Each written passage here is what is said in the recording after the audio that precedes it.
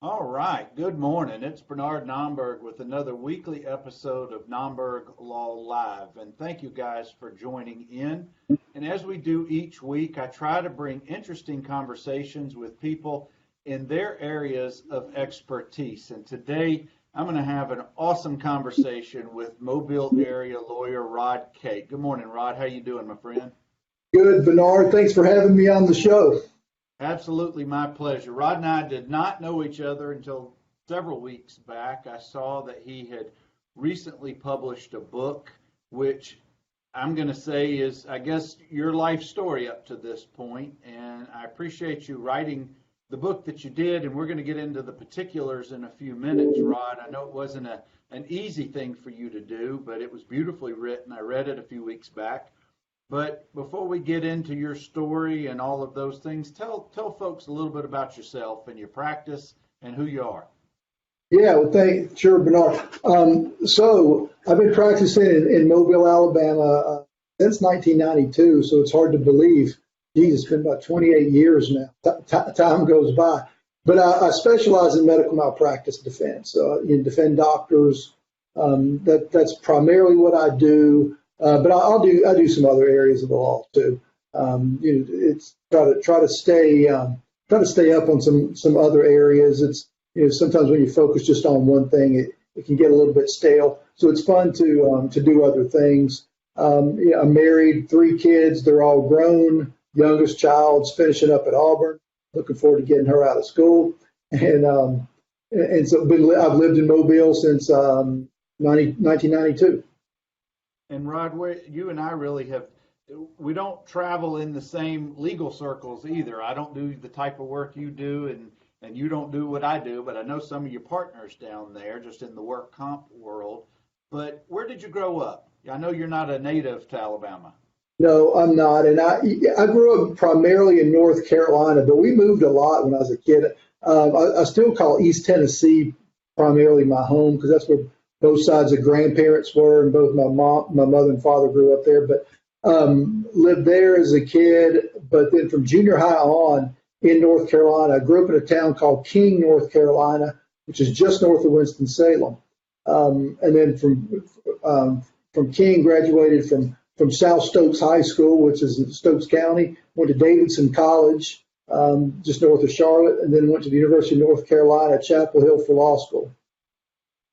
Well, you have done some traveling and now have settled in Mobile for a while. Do you consider Mobile to be home? Yeah, I do. I really lucked into coming down here, and I put this in my book. The way I got down here was I was just in my first year of law school. I was in the kind of the career office looking for places to work for the summer to do a summer clerkship, and I'd never been to Mobile, didn't really even know where it was on the map, but I sent a letter to one of the defense firms down here. They wrote me back saying, we'd like to interview you or fly you down. So I came down, worked here the first summer, and really have never looked back. I really enjoy living on the Gulf Coast of Alabama. Well, I enjoy my visits down there, Rod, and one thing I know we also have in common is our love of sports. We both played high school sports growing up. I know that you played multiple sports like I did, but you recently wrote a book entitled Get Back Up.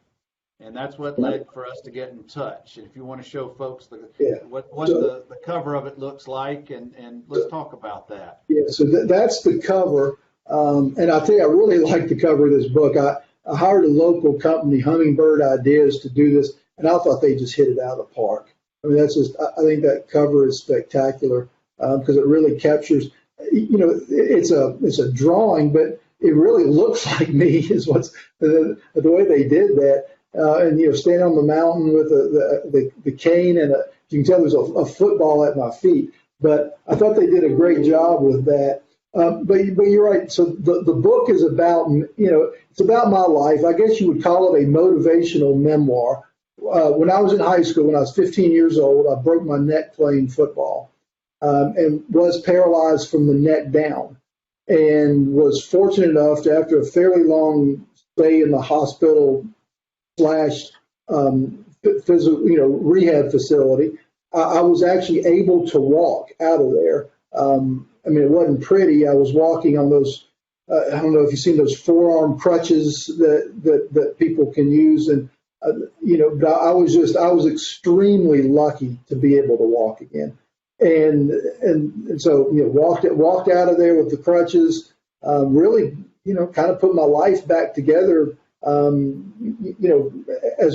good as I could, and just went on from there. And basically, I didn't let this injury really get in my way of anything. I kept on pursuing my goals in high school. Wanted to be a lawyer. Did all that. Have been practicing now, and so my goal was basically to live a normal life. Not a normal life for a physically disabled or handicapped person, but just a normal life. And that's what I've been able to do. Well, Rod, let's go back to high school and that time period when you were injured. How old were you? What grade was this? See, I was only 15 years old. I was a rising sophomore. And what happened was, so I'm coming in from junior high. Junior high was 7th, 8th, and 9th grade. And I was the quarterback on my junior high football team. So making the jump to high school, we had what we call it was called football camp. All the guys that were going to play football lived at the high school for a week. This is before school started. And so we did 3-a-day practices. You get up in the morning and practice in full pads. At lunchtime, you worked on special teams, and then in the evening, you practice again in full pads. And only 2 of us made the varsity team. I was one, and then a friend of mine also did. I was not the starting quarterback by the end of camp, but I was the starting free safety on defense. And what we did was we had the inter-squad scrimmage, all in full uniform. The town comes, under the lights. This is the first time I'm in the big stadium under the lights, kind of jacked up, and we started the starting defense. Was on the field first against kind of a makeshift offense, because back then, the best players played both ways. And so probably 80% of the defense played on offense. And so I was playing free safety. Pass came over the middle. I saw that I couldn't intercept the ball, so I was going to hit the guy as hard as I could to make sure he didn't catch it, which I did. I was very successful at that. Unfortunately, when I did it, I lowered my head too much. And when I hit this guy who was probably about 260, 270. Back then, I may have been 150, only 15 years old. And when I hit him, it's automatically I knew something was wrong, because I spun around, I was face down with my head kind of a little bit to the right, and I was face down with my arms up like this, and I looked at my right arm, and it looked like it wasn't even. It looked like it was so far away from me, and I did the normal, you try to get up. And when I did that, I watched my right arm just roll over. I couldn't feel it happen. And there must have been, I guess, some nerves left in there, because after that, then that was it. And Rod, what was your understanding of what your injury was? What had you? I crushed the 4th and 5th cervical vertebrae in my, which caused extensive spinal cord damage, very, very bad bruising. Now, had my spinal cord been severed, I'd have been done. There's no coming back from that.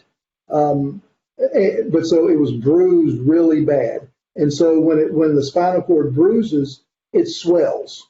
And so that's why I had absolutely no movement at all. So they take me down to Baptist Hospital in Winston-Salem that night. I have surgery on my neck that night where they fuse the vertebrae in my neck to stabilize my neck. And then it took me about 3 weeks to a month sitting there, no movement at all. And then one day I looked down at my feet, and I just tried to move my foot, my left foot, and the second toe or next to my pinky toe on my left foot actually moved just a little bit. And that was kind of a big day for me. And it's odd that after that, slowly things started coming back. The sensation came back a little bit, movement, and it's weird how the movement came from the feet up. I was able to move my feet and legs, shoulders. The last thing that I had any movement in was my hands. Couldn't move my hands or fingers probably for another week after I first could move my feet. Rod, how long were you out of school and normal life activities before you were able to resume some sense of normalcy? Yeah, it was 3.5 months. So this happened August. Let's see. So let me make sure I get it right. It's on the back of my book, August 14, 1981. And so my first day back at school was the Monday after the Thanksgiving holiday. So end of November. So September, October, November. So it was a good full 3 months, 3.5 months before I go back to school.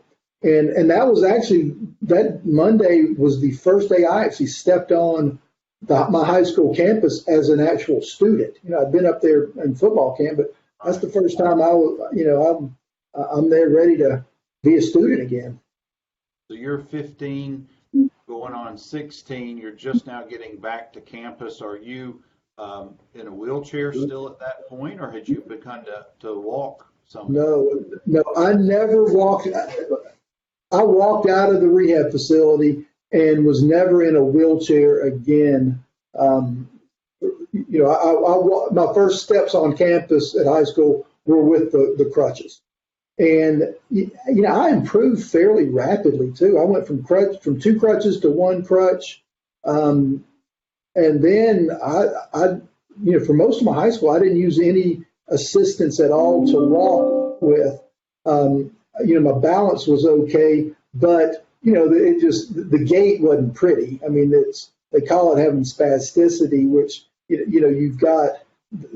I think what happens is the nerve impulse goes from your brain to your muscle, and it either goes too fast or too slow. I can't remember which it is, but it just makes it. You do not have a fluid gait. That's it's hard to hard to pick up for me, it was harder to pick up my left foot than my right. And so, it really, I was thinking about this the other night. One of the horrible things about this was I was no longer able to be an athlete because all my life I was an athlete. But it takes a lot of athletic ability to actually walk and function, with this disability. I was just getting ready to comment or to ask you, you still have the mindset of an athlete, but your field of competition, if you will, has now shifted to a whole new game, is the way that I'm hearing this. And you go from competing on the field to take us to the mindset of that athlete's mentality of what you're now trying to accomplish and reaching your goals. And you know this too, Bernard. It's the competitiveness. I think it is with when you grow up in athletic competition. You always are striving to do your best. You're always striving to win. And so now you take that competitiveness from being an athlete, growing up and playing sports. You take it to the courtroom. You're trying to do the best for your client, of course. But part of it, or at least for me, a lot of it is, I just don't want to lose. I want to win, and then how it is in with being a lawyer. Sometimes you just don't have the best facts in your case, and as competitive as you are, and as much as you want to win, sometimes you just have the downside of it, and you don't. But that competitive spirit, it's just, that's part of what you do.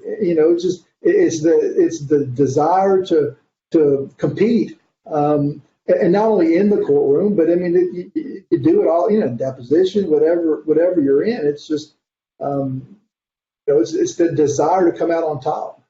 Well, Rod, it's clear from anybody who has just gotten to know you, read your book, know anything about you, you kept that competitive fire through your rehab. You graduated high school, went on to college, law school. Now you've been a practicing attorney for more than 25 years, and you're in the courtroom. You're not just sitting behind a desk and writing opinions and researching.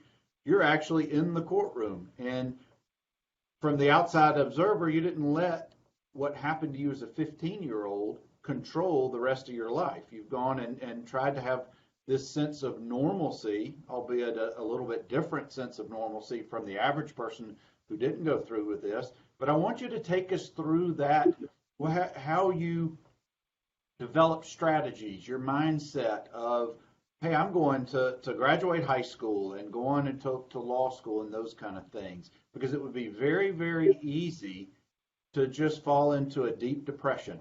My life is over. I'm not going to be able to do things. Yeah, and it's odd that, I never really got depressed or down about this, and it may have been because of my age. I think when you're 15 years old, I don't think the 15-year-old brain can really process the magnitude of what happened.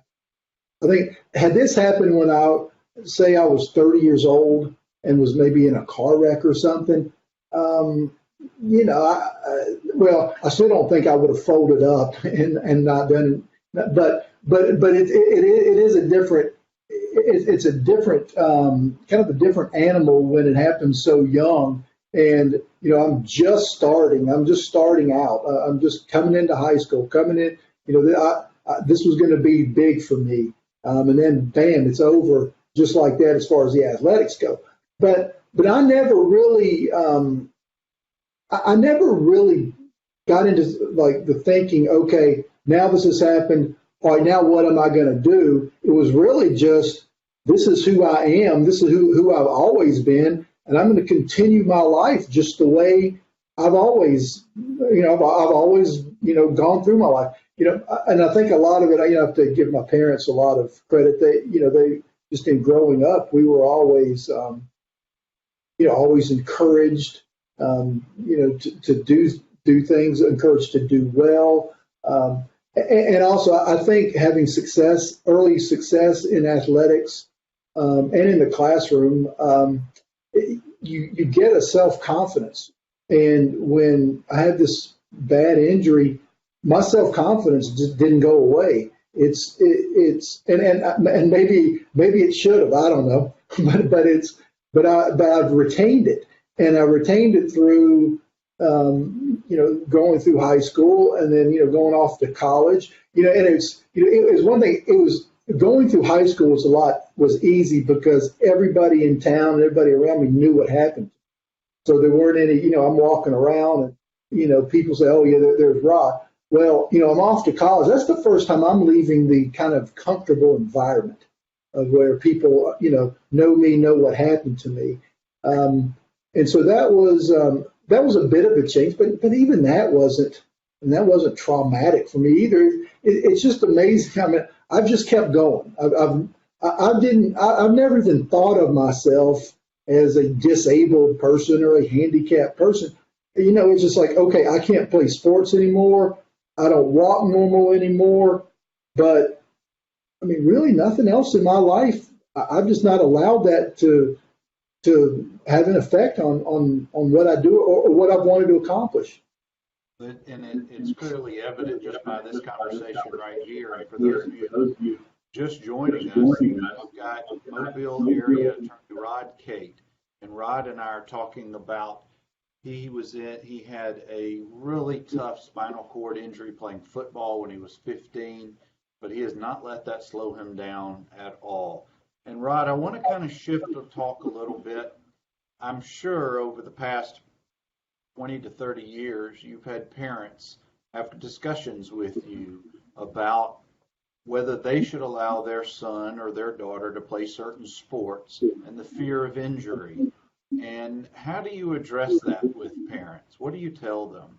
Well, my kids played football growing up in the little leagues, and they didn't play when they got older. But I would not have. I did not forbid them from playing, but I tell you, I would not have. They played because they wanted to play. one thing I would have never done is force them to play, because had I forced them to play and something bad happened, then I would have felt bad. But what I tell other parents that ask me, I say, look, the odds of something like this happening are so small that just, and I think nowadays tackling techniques and coaching has become a lot better. Not that I had bad coaches back when this happened, but there's that more of an emphasis now on basically seeing what you hit when you tackle, and all the penalties you get for the targeting type stuff. So there's a big emphasis in the game to not lower your head. And it's not. And when this happened to me, it's not like I was intentionally trying to fear the guy, but it's sometimes it's just a natural reaction, to lower your head to hit somebody. Well, look at the championship game from last night. The middle linebacker from Clemson, a phenomenal player, had been mixed up in most of those plays, making great defensive plays. Middle of the third quarter, he goes to make a tough tackle on a slant across the middle, but his head, he led with the crown. He got ejected from the game for targeting. And they don't teach that, of course. They teach with the head up and being able to see what you hit. But you're right. Over the last 30, 40, 50 years, not only has the equipment gotten so much better, but the techniques have gotten so much better. And I think it helps parents to make decisions. Also, Rod, from last night, Nolan Turner, one of the safeties for Clemson. His dad was Kevin Turner, who played at Alabama and played in the pros, and was a teammate of Dabo Swinney at Alabama. And that's a very public story about Kevin, the dad, allowing his son Nolan to play football despite the dad's football-related medical conditions that ended up shortening his life. But I was going to say, I know you know of those situations, but those two just came up from last night. Right. Well, and the decision to let your children play football, I wouldn't base it on the potential to have a spinal cord injury. There's a lot more injuries that happen. Knees, concussions, that kind of stuff. So if you're weighing whether to let your kids play, I would not put potential spinal cord injury really in there to as far as a factor. Yeah, I think it really is such a small percentage of the game, but it becomes so much a part of what we hear and see because of the type of injury, and it becomes a very public point of discussion, which I think is good, even though the athletes are getting bigger and faster and stronger with every generation. The equipment is improving. They're doing tons of studies they've never done. But I think you're right. I think that your mindset, that positive mental mindset, and that self-confidence clearly shows in how you've treated life, and particularly if you've allowed your sons to play. I don't think that one particular incident should be a determining factor, I guess is the best way to put it. Rod, I want to shift gears again a little bit, and we're getting closer to the end of our conversation. I certainly appreciate your time. And for any of you who are watching us now or watch us on replay, if you have comments, questions, concerns, just put them in the comments section. We'll make sure that Rod gets them. I want to welcome my mom, Ruth. I want to welcome Jimmy up in St. Louis area. Got a couple of folks watching live, Rod. Where I want to shift now is as you've gone through the different phases of your life, different milestones, and getting married and having a successful legal career and those things, you haven't allowed other things in your life to be slowed down either. You still get out and you travel and you visit and you do. But because the fact that you don't ambulate the same way, your gait is different and you have to deal with things, how have you built that into your daily life of being able to accomplish all that you want? What are those things that you have to do now? Well, and I'll tell you this, Bernard, I have noticed as I'm 53 now, and at least to me, there's been a noticeable I think deterioration may be too strong of a word, but certainly a slowing down. Walking, it seems to be harder than it was, say, 15, 20 years ago. And I think that may just be because, we're getting older. When you get older, things get tougher. But what I do is I work out every day. I go to my local gym. I get up at 4:30 in the morning, so I'm there by 5, work out for an hour. And try to do it 7 days a week. Although on the weekends I may not get up at 4:30, but so I'll maybe sleep into 5 or 5:30. But and that's one of the most enjoyable parts of my day is exercising. I'll get on the elliptical machine so I can simulate kind of running, and that's how I do my leg exercising is on that, and that gets my legs going. It's that's one thing I need to do. I need to get going in the morning. When if I'm out of town, and I don't have a chance to work out, and so I'm going to a deposition or going to a meeting, and I've got to leave my hotel room and just get out front, get an Uber, get a cab or whatever to where I'm going.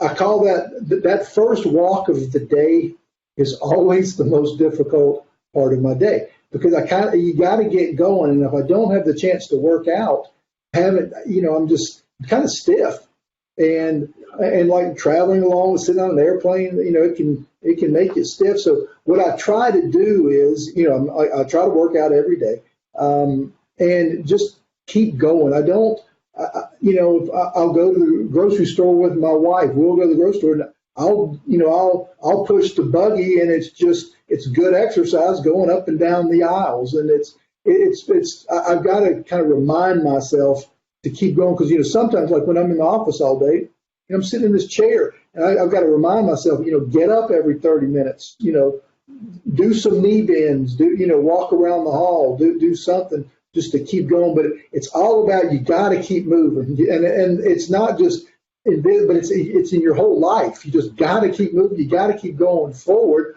or you just you're gonna stand still. It's not where you want to go. Rod, I think that's such sage advice.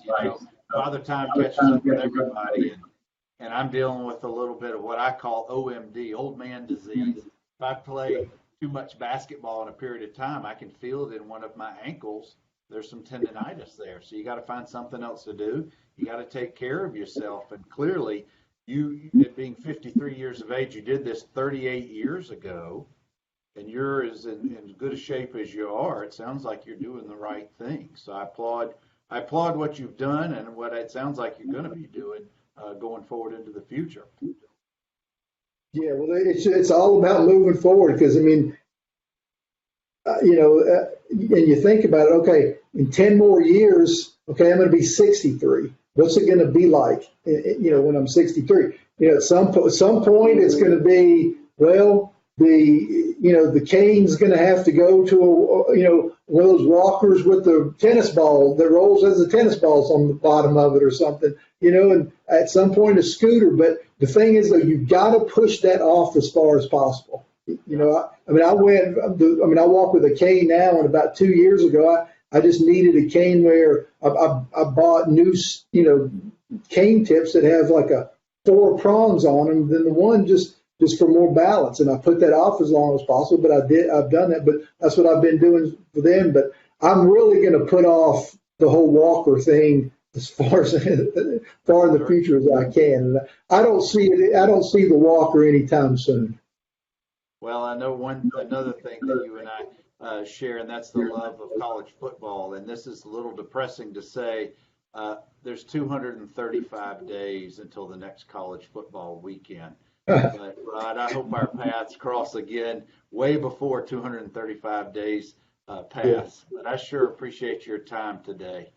Oh, it's been my pleasure. And Bernard, I'm so glad you reached out to me a month or so ago when you did. It's been great, meeting you, and this has been a fantastic experience being on your show. Well, very good. I put in the comments section the Amazon link to get back up to get the book if anybody's interested in reading Rod's story. Guys, as always, thank you for tuning in to NOMBERG Law Live on Tuesdays at 10. as we did today, an interesting conversation with a man in his areas of expertise, Rod Cate. Thank you again, Rod, and I hope you have a great rest of your week, my friend. Okay, Bernard, thanks so much.